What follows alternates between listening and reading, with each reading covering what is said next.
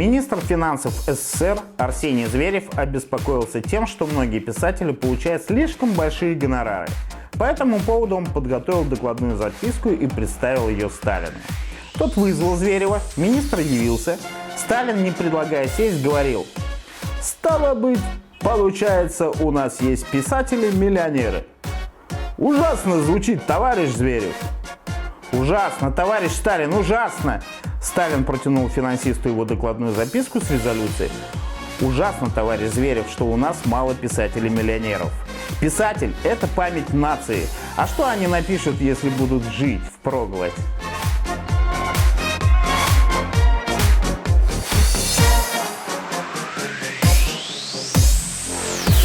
We'll be right back.